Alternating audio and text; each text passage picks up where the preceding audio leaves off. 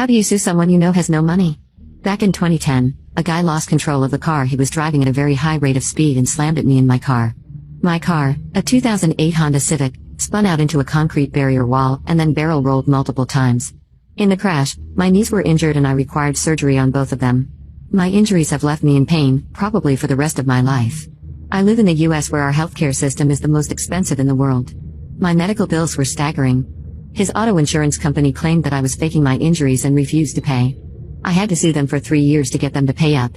He only had a $50,000 policy, which means that the maximum they had to pay was $50,000. After 3 years, they finally agreed to settle out of court for the full amount. However, after having to pay for the lawsuit, including my lawyer, I only received $27,000. This wasn't enough to cover my medical bills, which I had to pay out of my pocket while I was fighting with the insurance company. Next, my lawyer and I looked at the driver of the car who hit me. Could we get any money from him? It turned out that he had nothing. He was unemployed, didn't own a house or a car, and in fact, had borrowed the car he was driving when he hit me. There wasn't any chance that we'd get anything from him.